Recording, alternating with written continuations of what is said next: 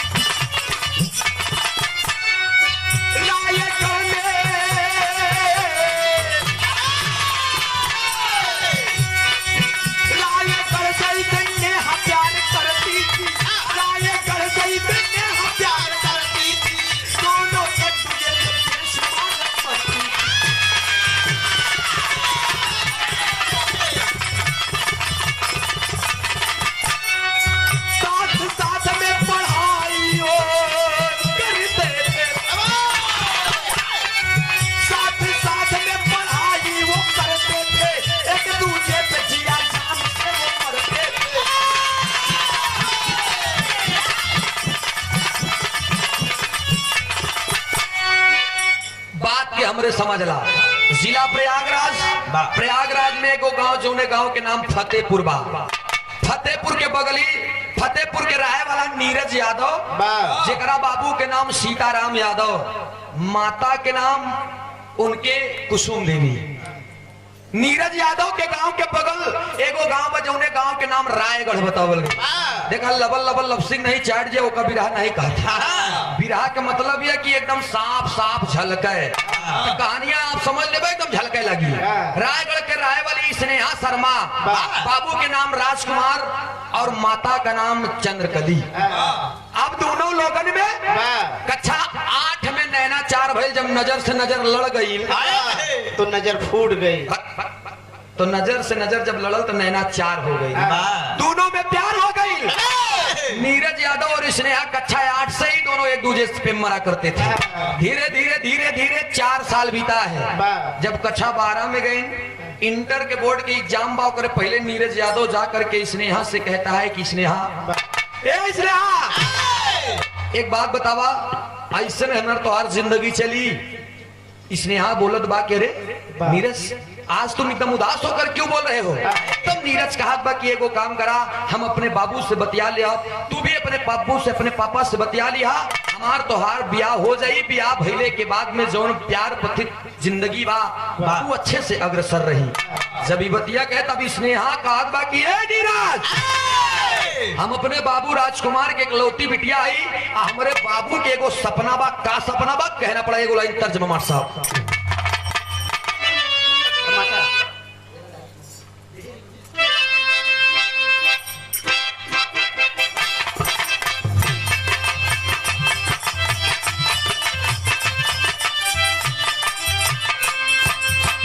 के लाइन बात, कोनो लड़की खूबसूरत लड़की झाबा लड़की सब्जी बेचत चली जात रहे। काबा लेला लेला लेला हमार लेला, लाल लाल टमाटर, बैगन, तुरई, भिंडी, करियवा नेनुआ।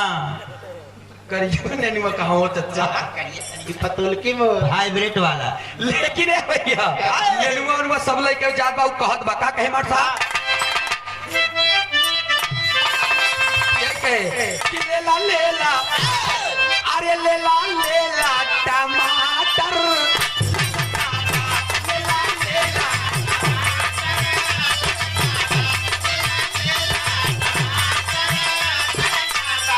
आलू गोल गोल भाटा लमका बा, आलू गोल गोल भाटा लमका बा, लेला लेला टमाटर।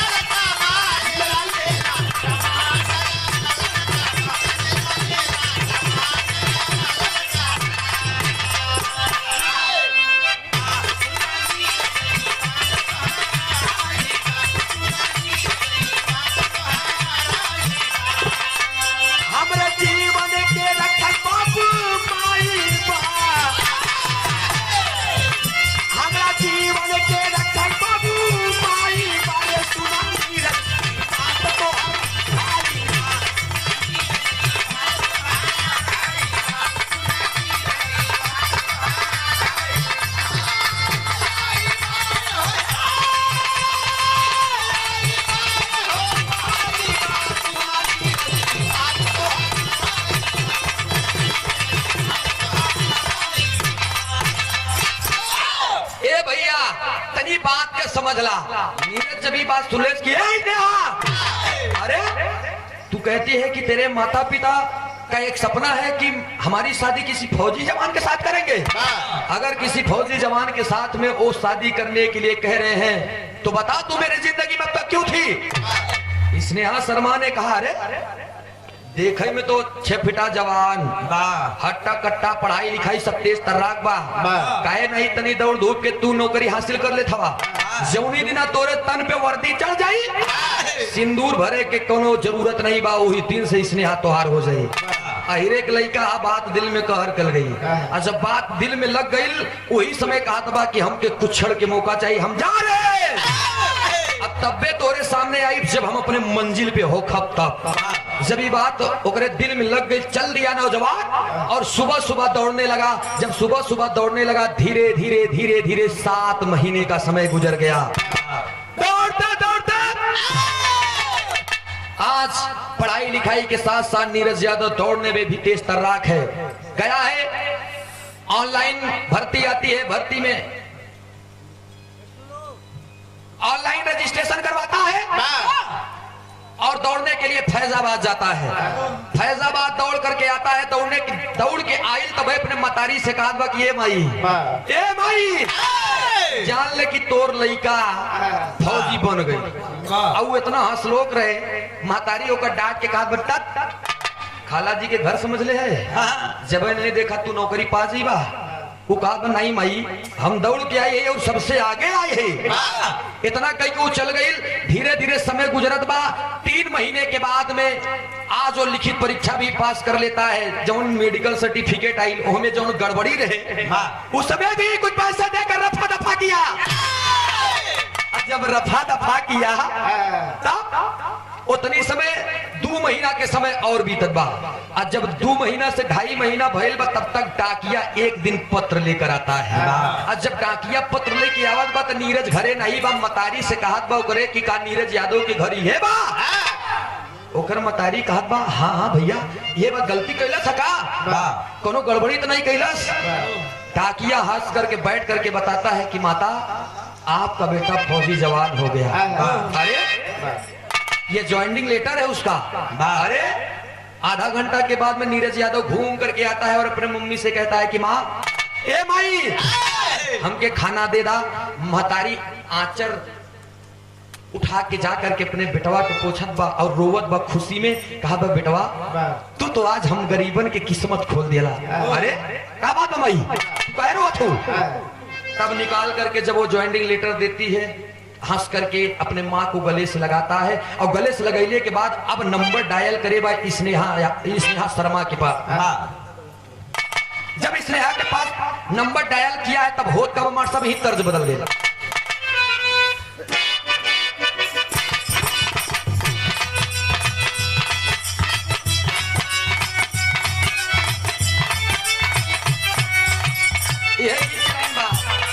कोनो प्रेमी कहे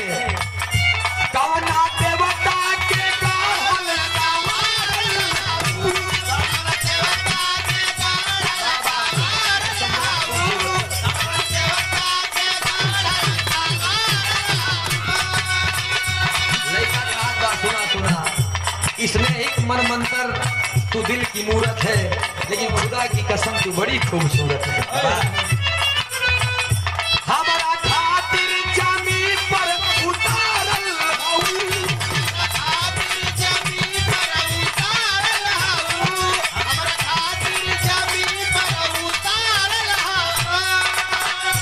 कौना देवता के गाढ़ल सवारल हमारा खातिर जमीन पर उतारल तोहर लगिया बकैले दीवाना ये जाना बड़ू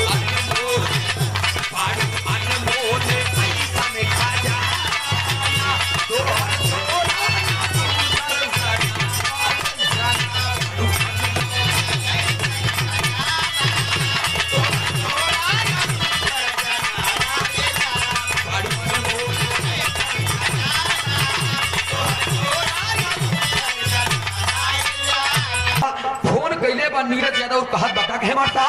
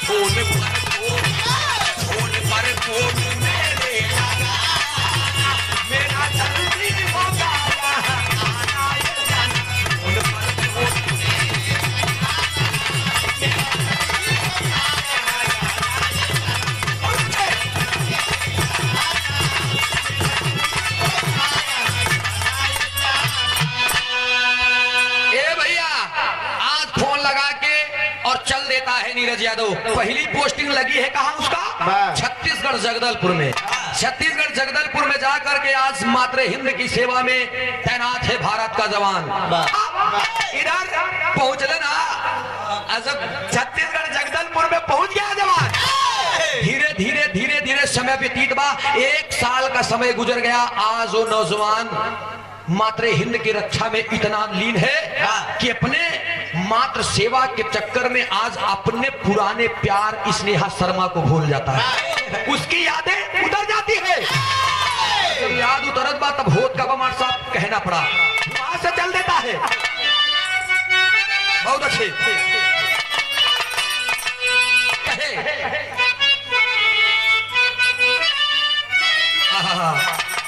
यही गाँव था। प्रभुआन बस्यो वृंदावन में,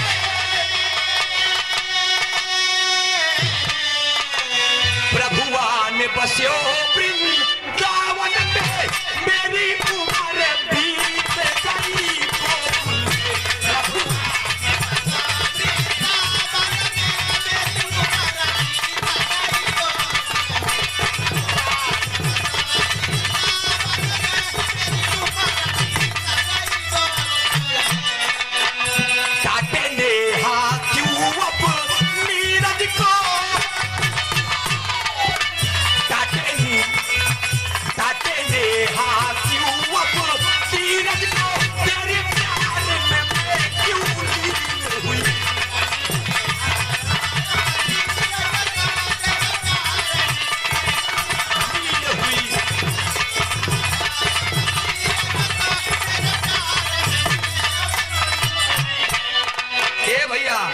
धीरे धीरे 1 साल का समय गुजर गया। समय फोन करने का नहीं मिल रहा है। क्या कहे?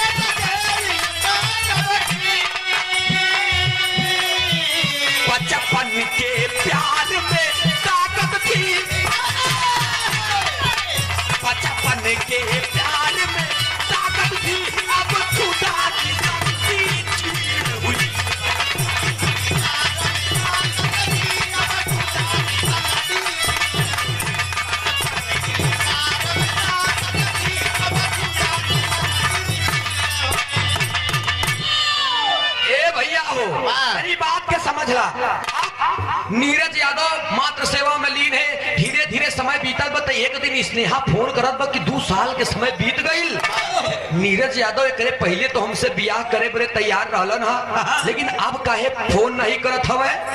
समय बीतता है। पहले तो लड़का अगर वैसे घूमत रही है तो अगर केहू सहारा न बनी, लेकिन अगर लड़का कुछ मुकाम पे आ गई बा, तो मुकाम पाई गवा बना तो करे घरे अगुआ लाइन लगावत है। ए बेनी भैया फलाने प्रधान जी पहुंच गए, कहे भैया कहने का कहे सुने तोहार बेटवा नीरज यादव फौजी जवान हुई है। कहना अच्छा एक बात जान ले, अगुआ बहुत झूठ बोलना होती। कैसे? ऐसा झूठ बोलना होती। जवन जवन अगुआ है इस संसार में, जवन जवन अगुआ है। बात करत है एक दिन मतारी के लगे जाके राम सेवक प्रधान जी कहन की बिड़िया कहने ए नीरज की अम्मी एक बात बताई, कहन रिश्ता बहुत प्यारा बा। कहन लड़की बड़ी सुंदर बा, कहन लड़की के नाम का बा, कहन लड़की के नाम नीरज यादव, रीमा यादव। कहन रीमा यादव कहन 10 लाख रुपया नगद दियाई, बुलेट अंगूठी जंजीर अलग। महतारी गरीबी से जिंदगी पले रही बेचारी, पहली बार 10 लाख रुपया बुलेट अंगूठी जंजीर सुने तो करते एकदम हालत ही खराब। अब वो फोन लगाए बा नीरज लगे और झूठे के नखरा बनाए बे माई ए बेटवा हमार तबीयत बहुत खराब बाटे, बहुत खराब बा नीरज। आवा चला आवा नहीं हम कब चली जा कोनो दरा नहीं बा। एक बार जान ला माई के जियरा गाई के पुतवा के जियरा कसाई के बाबू जियरा साढ़े के। ए भैया आज नीरज यादव, ए भैया फिर आप पे ध्यान दा। आप इधर जब बेटवा आइल बा छुट्टी लेके 12-15 दिन के, धीरे धीरे मतारी के जब बम्बा पे पानी भरत देखे तो कहे माई कहीं तो बीमार रहे कैसे सही हो गए। माई आई के आचर से पूछत बम्बू कहा बा बेटवा हम बीमार रहे तो ठीक बा, लेकिन ए लाल एगो बात तो से बा, बिनती बा गुजारिश बा तू मनबा। कहने का बात बा, कहने एगो बहुत सुंदर रिश्ता आइल बा, तू बियाह कला। जब बियाहे के चर्चा आए तो खट से नीरज यादव के याद आएगी स्नेहा, और जब स्नेहा शर्मा याद आएगी तो नीरज वहां से मना करके बगल होता है। लेकिन हर परिवार गांव देश तमाम लोगों के समझाने पर आज नीरज यादव शादी के लिए हाँ कर दिया। और जब शादी के बदले हाँ कर दिया, धीरे धीरे समय आई, शादी तय भइल। रीमा यादव से उसकी शादी भी हो गई। जब शादी भइल बा, शादी के 6 महीना बीतल बा, शादी के 6 महीना बीतल बा, जा करके छत्तीसगढ़ जगदलपुर में तैनात है। तब तक उसके पास में एक लेटर जाता है और होकर ट्रांसफर हो गई कहां, कश्मीर श्रीनगर के बॉर्डर पे, कश्मीर के बॉर्डर पे। और वहां से चल देता है। 6 महीना बीता है, 1.5 साल के बाद आज स्नेहा फोन की है नीरज के पास। फोन करके कह रही है कि नीरज, ये नीरज नंबर नया है। नीरज कहता है हेलो कौन। स्नेहा कहती है कि नीरज तुम मुझे भूल गए, अपने प्यार को भूल गए। नीरज यादव ने जब सुना वो आवाज, अरे फोन काट दिया। जब फोन काट दिया तो उसकी आंखों से आंसू निकलने लगा कि अरे बाप रे बाप, मैं क्या कहूंगा स्नेहा से। स्नेहा फिर फोन लगाई, जब फिर फोन लगाई है,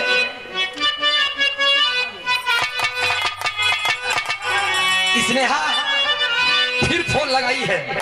फिर फोन लगैला के बाद ए भैया फोन लगा करके स्नेहा कहा नीरज से, ये नीरज इतना दगेबाज, इतने धोखेबाज कैसे हो गए, तुम मेरा फोन काट दे रहे हो। तब नीरज बहुत शक्ति जुटा के, बहुत हिम्मत करके बताओ बात की। स्नेहा ए स्नेहा, हम तो से बात करे के काबिल ना रे पागल। अरे हमार बियाह कहीं और हो गई। अरे जब इतना बतिया सुनत बता, स्नेहा कहा नीरज का कहे स्नेहा,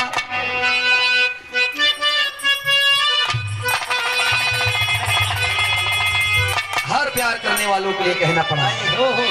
कहा भाई स्नेहा कि अरे ठुकरा के मेरे प्यार को, स्नेहा आज तुम मुझे भूल जा रहे हो। काश इतनी दिन की मोहब्बत आज तुमने पल भर में मिटा दिया। और ये ठुकरा के मेरे प्यार को, रोते हुए आंखों में आंसू लेकर के कहा बाज स्नेहा, बड़ा दिल गमगीन है। टूटे हुए दिल से रो करके स्नेहा कहती है, कैसे कहे,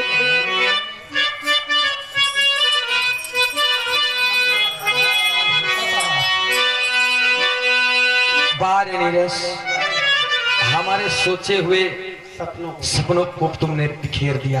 कहा बता कहे मार साहब, और ये ठुकरा के मेरे प्यार को, नीरज और ये ठुकरा के मेरे प्यार को तूने बुरा किया।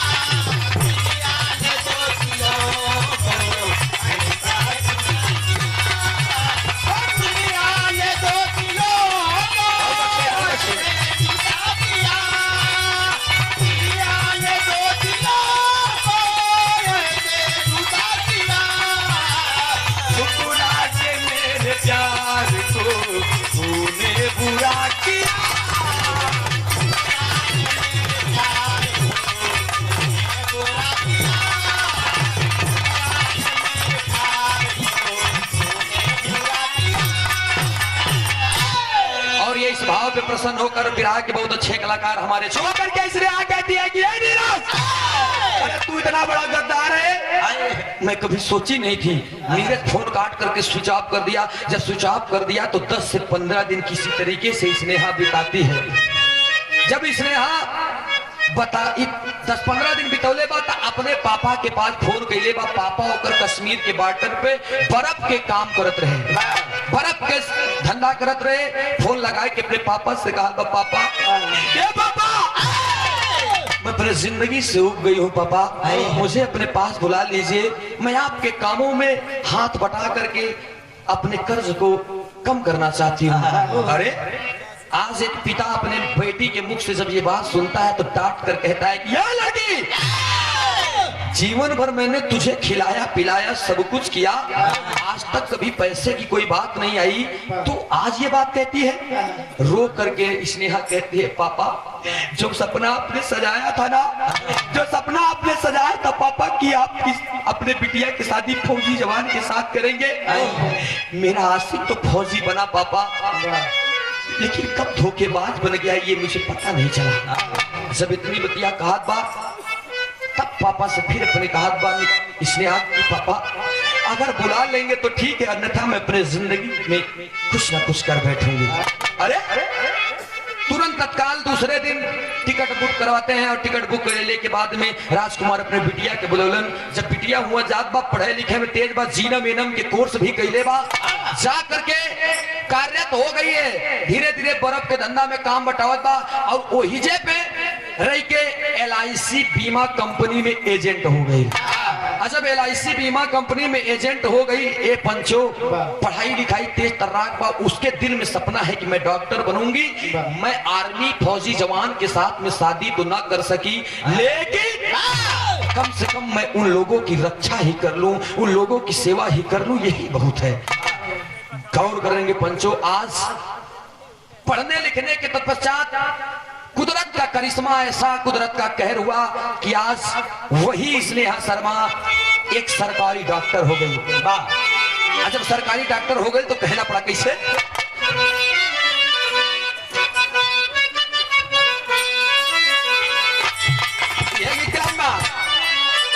आवारा हवा का झोंका हूँ, आवारा हवा का झोंका हूँ, आ निकला हूँ पल दो पल के लिए,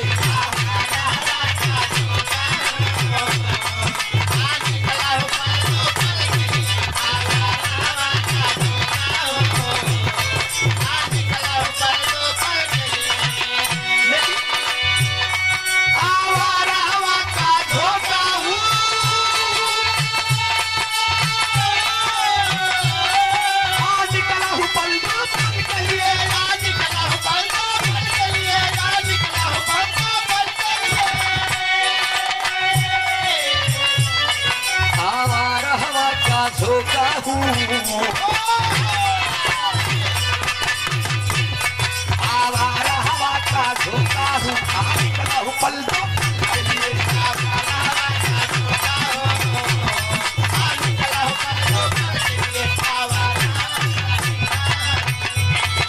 लेकिन ठोकर मैं तो खाती हूँ,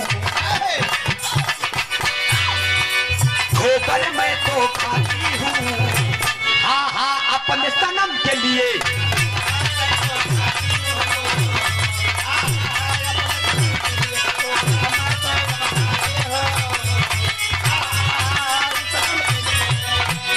ठोकर मैं तो अब खाती हूँ, हाँ हाँ तो अपने सनम के लिए,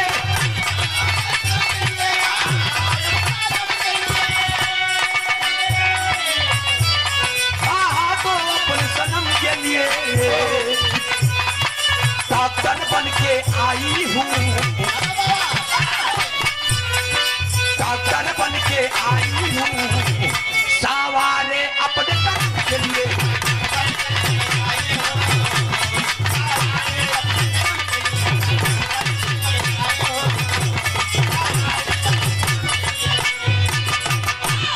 वही स्नेहा शर्मा सरकारी डॉक्टर बन गई। जब सरकारी डॉक्टर बन गई तो अपने पापा के पास जाके कहती है, पापा आज आज हमारी खुशी मेरे करीब दिख रही है। पापा देखिए मैं सरकारी डॉक्टर हो गई धीरे धीरे, लेकिन एक बात जान लीजिए पापा, अभी भी मेरे दिल में एक कसक है। क्या?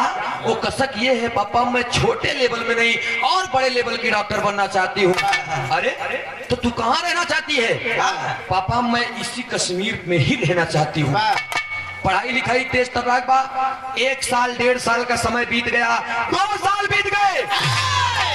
जब 2 साल बीत गई ओकर पोस्टिंग जब और ऊपर भइल तो श्रीनगर में आर्मी कमांड हॉस्पिटल में जाकर के कार्यरत हो जाती है स्नेहा शर्मा। आज उसके दिल को सुकून मिलता है, क्योंकि जितने भी हमारे कश्मीर पर तैनात फौजी जवान हैं, अगर हाथ में थोड़ी सी चोट भी आ जाती है तो श्रीनगर में जाकर के उसी आर्मी कमांड हॉस्पिटल में अपना इलाज करवाती थी। आज स्नेहा शर्मा एकदम खुशी बा, लेकिन गौर करेंगे 2018 में आप लोगों ने पत्रिका न्यूज पत्रिका में सुना होगा, जिस समय पाकिस्तानी घुसपैठी हमारे भारत के नौजवानों पर पीछे से वार किया था, चोरी से वार किया था, चोरी से हमला किया था। उस समय 18 से 20 नौजवान हमारे शहीद हुए थे, 18 नौजवान मारे गए। 2 नौजवानों में एक नीरज यादव फतेहपुर का, एक करछना का रहने वाला महेश यादव। 2 नौजवान ऐसे रहे जो वहां पर भरपूर रूप से एकदम ठीक थे, लेकिन नीरज यादव नीरज यादव के बाएं आंख में गोली लगी और दाएं आंख को बेधते हुए चली गई थी। तड़प रहा था वहां पर, तड़प रहा था नीरज यादव। महेश यादव फोन किया है, हमारे भारत के नौजवान आर्मी कमांड जितने भी आर्मी के नौजवान थे एम्बुलेंस लेकर के पहुंचे हैं वहां पर। तमाम जितने भी हमारे शहीद नौजवान हुए हैं एम्बुलेंस पे लाद करके, और जो तड़प रहा था नीरज यादव, उसकी सांसें चल रही थी, उसको बैठा करके उसी श्रीनगर आर्मी कमांड हॉस्पिटल में लेकर के जाते हैं, एडमिट करते हैं। हॉस्पिटल में आज स्नेहा शर्मा एक बड़े लेवल की डॉक्टर बनी है। जा करके वहां पर बैठी है, 3 दिन 4 दिन 5 दिन बीत गए, और जब 4 दिन 5 दिन बीत गए तो इधर रीमा यादव सुनत बा कि हमरे सैया हमरे सुहाग की आंख में गोली लग गई। अपने पिता को बुलाती है और अपने पिताजी को बुला करके जाती है आर्मी कमांड हॉस्पिटल में देखने के लिए। अपने पति को जब जा करके देखती है तो एकदम खून से लथपथ, जब खून से लथपथ बा, वहीं से एक बार देख करके मुखड़ा बगल में करके अपने पिताजी से 2 मिनट 4 मिनट बीतल बा। आज स्नेहा रो के कहा था कि पापा क्या कहे मार साहब, अरे रोई रोई बेटी का है सुनीला पापाइया हो, रोई रोई बेटी का है सुनीला पापाइया हो, नैया के जाकारी पार हो। पापा अनहरा सा जाना से जिंदगी ना बीती हो, अनहरा सा जाना से जिंदगी ना बीती हो, जीवन में भाई ले आना हो। पापा भरी जवानी में हम विधवा हो गई नहीं, कि आनहर पे के का दिखाई, हम एक साथे जिंदगी बिताओ, एक का दिखाई। पापा इस समय हमें हमारे पति की जरूरत है, लेकिन आज ये कैसा समय है, हमारे किस्मत में आग लगा दिए आप लोग। इस तरीके की किस्मत थी, हंसते खेलते जिंदगी में आप लोगों ने आग लगा दिया। अच्छा गाना बतिया कह, तब एक बात कहा था पापा, चाहे आपको अच्छा लगे या बुरा, लेकिन मैं आपसे कहना चाहती हूँ कि मैं इस लड़के के साथ और अपने इस पति के साथ में जीवन नहीं बिताऊंगा। अरे नीरज यादव बेहोश रहे, उठ गई, अब आंखें दोनों फूट गई हैं, रोशनी चली गई है। नीरज यादव सोचत बा कि बाप रे बाप, हमारा अर्धांगिनी रीमा यादव अपने बाबू से कहत बा कि अरे बाप रे बाप, हमारा एक साथ न रहा। सोचत बा और सोचते सोचते एक बात कहत बा, का कहे मार साहब,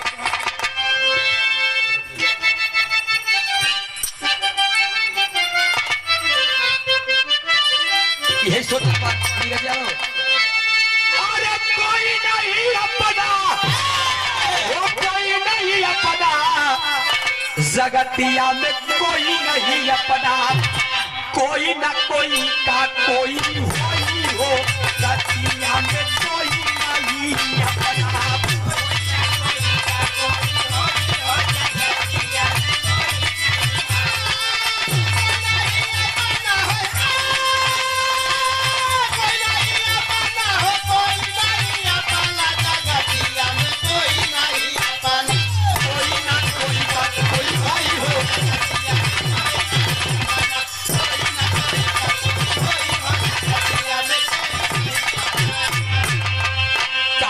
बनले कई सारे नहीं हो, जगतिया में कोई नहीं अपना, बनले कई सारे नहीं हो, जगतिया में कोई नहीं अपना।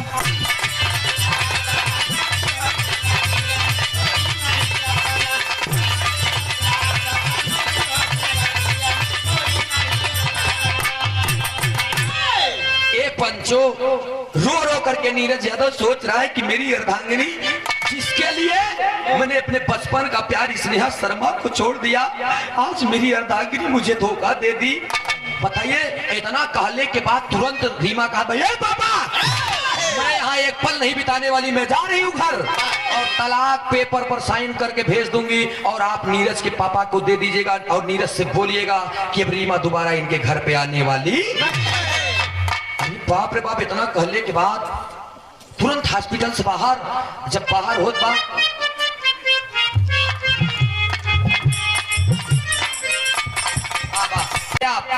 धीरे धीरे 2 दिन बीत गया, दाना पानी दवा सब छोड़ दिया नीरज। की जिंदगी थी, मैंने अपनी जिंदगी में आग लगा दिया। अरे बाप रे बाप, स्नेहा मुझे दिल जान से चाहती थी, दिल जान से मानती थी, लेकिन मैंने स्नेहा को त्याग कर आज अपने बीवी के लिए सब कुछ किया। आज मेरी बीवी मुझे इस मोड़ पर धोखा दे दी, दवा छोड़ दिया, दुआ छोड़ दिया, खाना छोड़ दिया, पानी छोड़ दिया। 3 दिन बीता, तब जब हालत एकदम गंभीर हुआ, मैटर सीरियस हुआ, तमाम नर्स ने बड़े डॉक्टर को बुलाया और जब बड़े डॉक्टर साहब आए, देखे तो एक मौका दे दिए कि 24 घंटे के बाद नीरज यादव इस दुनिया में नहीं रहेगा। आज वही नीरज यादव जो फौजी जवान है सोच रहा है स्नेहा शर्मा के बारे में, बाहर है कुदरत की करिश्मा। अपने चैम्बर से बाहर निकलती है स्नेहा, आज वार्ड कमरा नंबर 3 पे जब 7 नंबर बेड पे जाती है तो हालत गंभीर बा। नीरज यादव के हथवा में जैसे हथवा सटावत बा, नीरज यादव एक बैग चौंक करके उठता है और कहता है, अरे तुम कौन हो?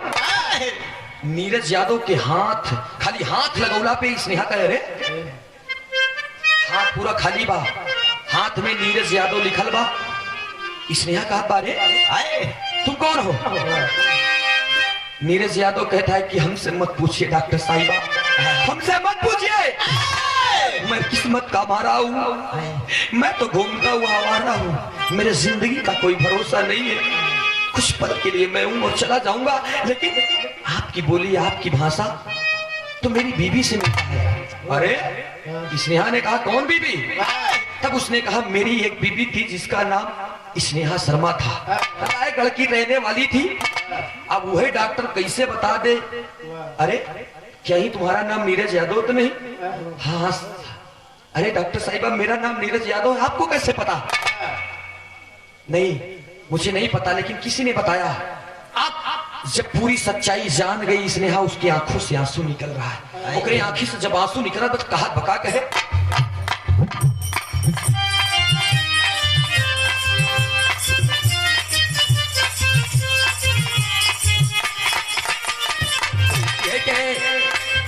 बिन सजनी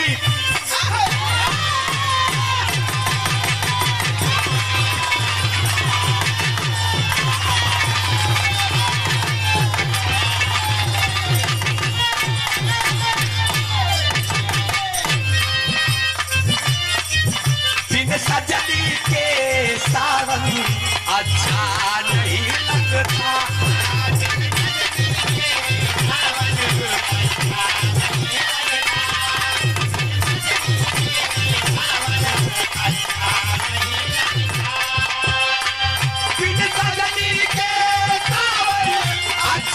नहीं लगता,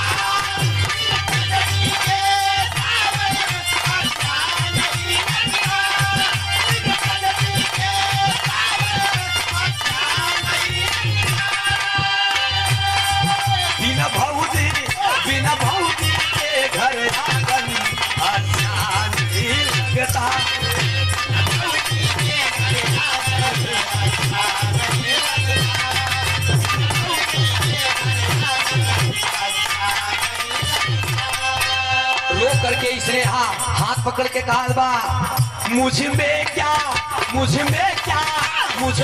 बोलो क्या कमी थी, क्यों नफरत किया पैदा, मुझ में बोलो क्या कमी थी, क्यों नफरत किया पैदा,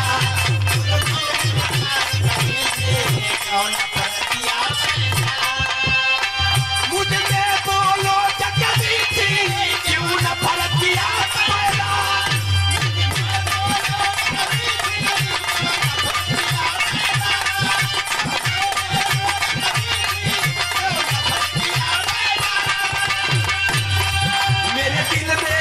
मेरे दिल में प्यार की नमी थी, क्यों नफरत किया पैदा।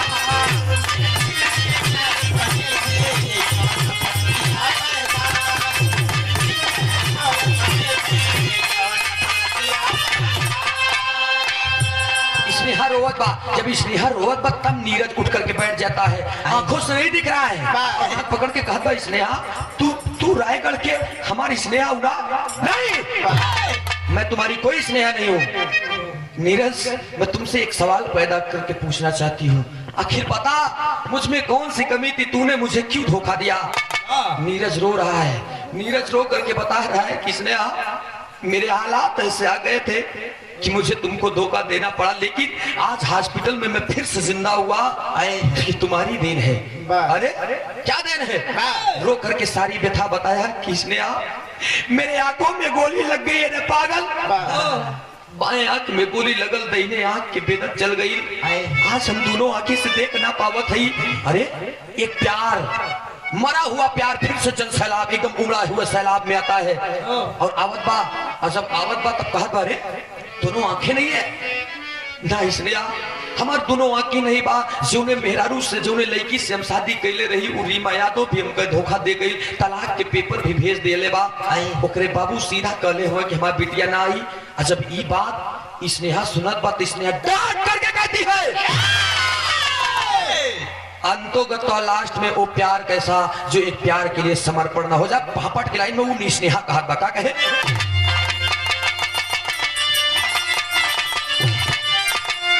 अरे तब तक जब तक चली है सांस आंख से देखा तू। आज स्नेहा तुमसे वादा करती है, तुम्हारी आंखों की रोशनी चली गई है ना, लेकिन मैं तब तक लड़ूंगी जब तक मेरा सांस चल रहा है और आंख से तुम देखोगे। जब तक चली है सांस आंख से देखा अंतिम वक्त में पैसा आंख से देखा।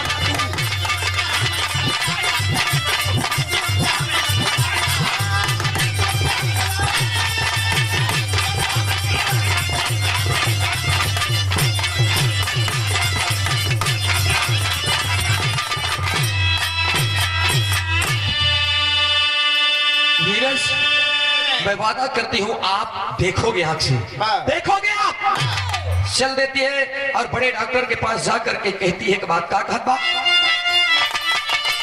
अरे मेरा प्यार पति बन के तड़पत बा सुहाग हो,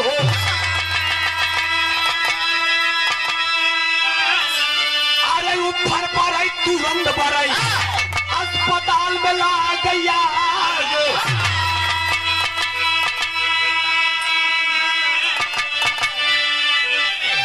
अरे हम न रहा जब रोशनी न मिली है खाके आंख से देखा आरती पट में हमारी तरफ पैसा के आंख से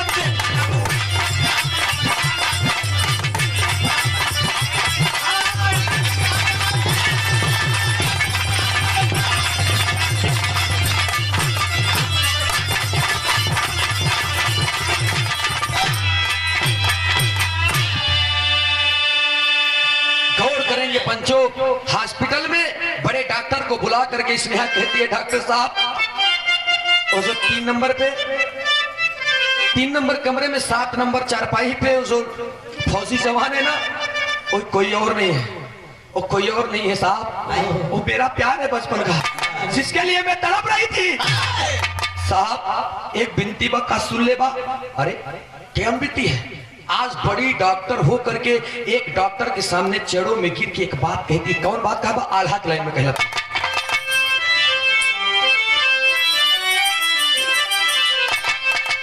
तनी उठा के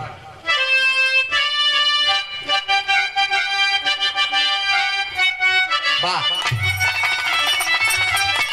इसने कहा था अरे रोई रोई देहा काई जाई दार सनिया साहब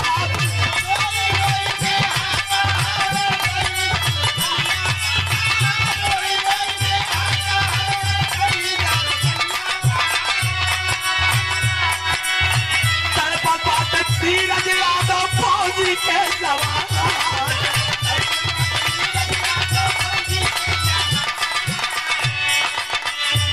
बन के प्यार हमर यही हवे डॉक्टर साहब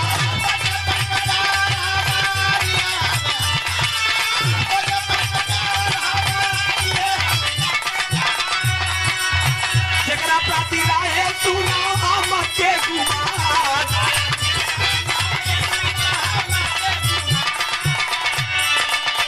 अखिया तुए गोदई देता बाबू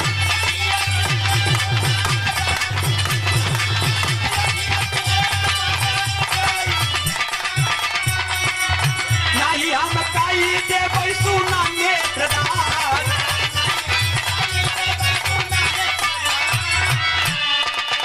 डॉक्टर साहब मेरे पति मेरे प्यार को आप रोशनी दे दीजिए। डॉक्टर साहब कहते नहीं ऐसे ऐसे कैसे हो जाएगा, अरे ये मामूली बात है, ऐसे नहीं हो पाएगा, जल्दी यहाँ कहाँ मिलेगी। तब इसने यहाँ कहा बात डॉक्टर साहब दरवाजा बंद करके एक बात कहते डॉक्टर साहब एगो बात कही का तब उतनी समय बतावत बा डॉक्टर साहब एक काम कीजिए आप मेरी दोनों आंखें निकाल करके मेरे प्यार को दे दीजिए। डॉक्टर कहता है बदतमीज कहीं की उस इंसान के ऊपर तुमने भरोसा फिर से किया है जो इंसान सब कुछ रहते हुए तुमको धोखा दे दिया। तो क्या मजाल, क्या ऐसा किस बात पर तुम विश्वास कर ली कि तुम्हारे पास आंख भी नहीं रहेंगे और फिर सो धोखा नहीं देगा। रो करके अपने दिल से कह रही है स्नेहा कि डॉक्टर साहब कुछ भी हो मेरा प्यार मेरे लिए सब कुछ है। मैं अपने प्यार को आंख दे करके और अपने जीवन को धन्य बनाना चाहती हूँ। डॉक्टर साहब आंखों में आंसू देख रहे हैं।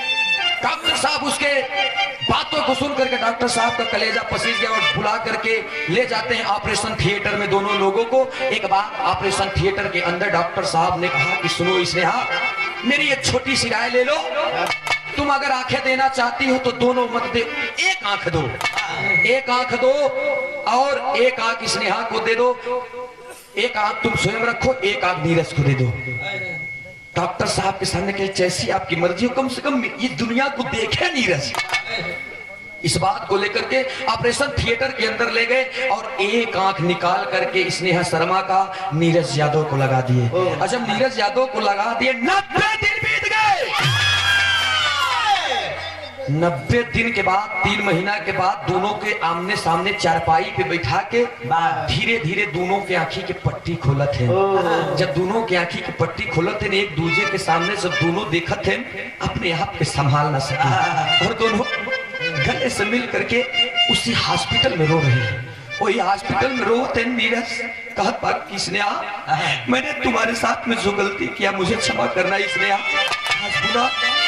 इस दुनिया में मैं फिर से अगर इस दुनिया को देख रहा हूं, ये रोशनी मुझे मिली है तो तुम्हारे बदौलत। काश अगर तुम न होती तो मैं तो ऐसे नारी के ऊपर विश्वास कर बैठा था जो मेरी जिंदगी को अंधेरे में और अंधेरे में ठेल कर चली गई। ऐसी तुच्छ नारियां भी समाज में हैं, लेकिन स्नेहा मैं हाथ तुम्हारा पकड़ता हूँ, जीवन भर तुम्हारा साथ नहीं छोड़ूंगा। गले से लगे रहे दोनों लोग रो रहे हैं। जितने भी वहां पर मरीज हैं, जितने भी नर्स हैं, जितने भी डॉक्टर हैं, सभी लोग रो रहे हैं। डॉक्टर साहब खुद चल करके नीचे गए और सिंदूर की एक डिबिया लाते हैं, देते हैं नीरज यादव को और कहते हैं नीरज सभी लोगों के सामने तुम स्नेहा को अपनाओ। ये करके 7 चुटकी सिंदूर डालता है स्नेहा। स्नेहा के मांग में 7 चुटकी सिंदूर डालने के बाद अपना लेता है। जब वो अपनावता तो वहीं पूरे डॉक्टर पूरे हॉस्पिटल में तालियां बज गई। आज भी जा करके आप लोग देखेंगे आज भी फतेहपुर में, फतेहपुर का रहने वाला नीरज यादव आज भी जिंदा है, कहीं दूर नहीं, आपके इसी फतेहपुर में। रायगढ़ की रहने वाली स्नेहा शर्मा से शादी करके आज भी वो फतेहपुर में एक आंख का नीरज और एक आंख का स्नेहा, वो फौजी जवान आज भी जीवन व्यतीत कर रहे हैं। ये हमारे विराह के संदेश है कि प्यार में कितनी बड़ी ताकत, तो कहना पड़ा।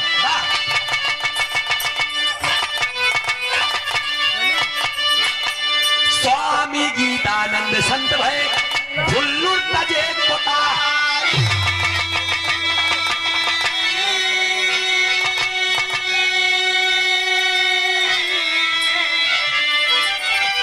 अरे रामधार है दर्शन के गईले गुरु राजा राम के फुलवारी हो।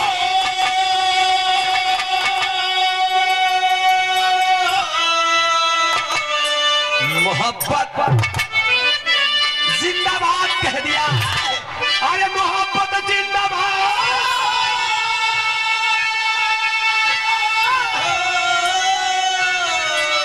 मोहब्बत जिंदाबाद कह दिया।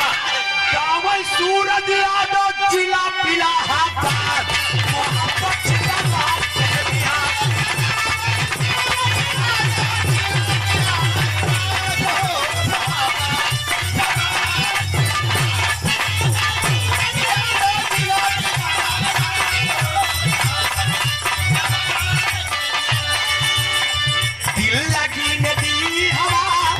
थोड़ा सा धुआं उठा और आग जल गई, तेरी मेरी दोस्ती, तेरी मेरी दोस्ती प्यार में बदल गई, तेरी मेरी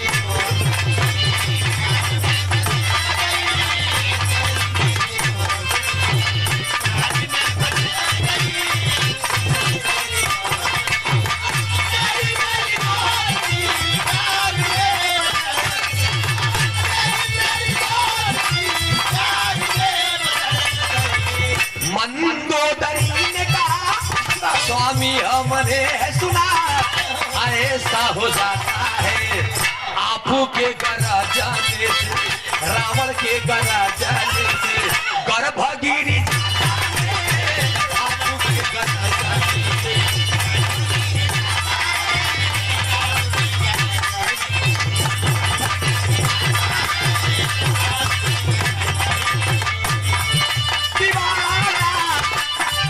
आप लोगों के लिए ये लाइन है, दीवाना दिल हुआ दीवाना,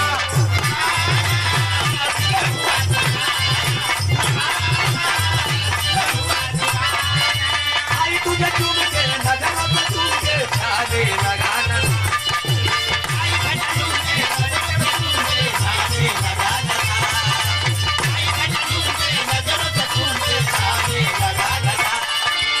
आई तुझे चूम के नजरों से चूम के छाने लगाना सा, दीवाना दिल तेरा दीवाना।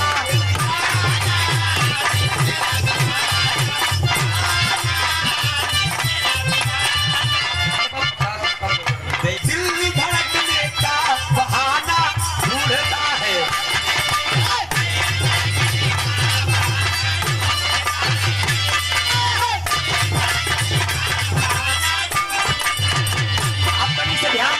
हमका कहा थी नारी घर आंगन की,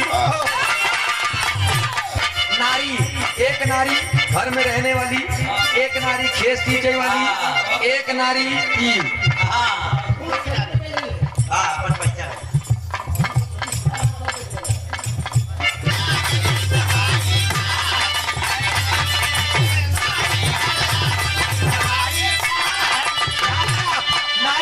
नारी घर आंगन की सफाई चाहती है, यानी नारी घर आंगन की, नारी खेतों की सिंचाई चाहती है,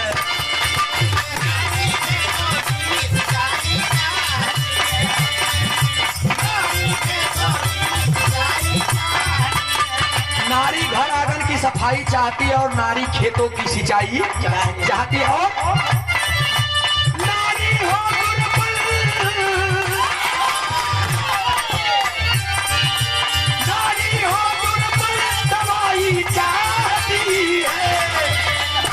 नारी हो उल्टा लाइफ जाइए हाँ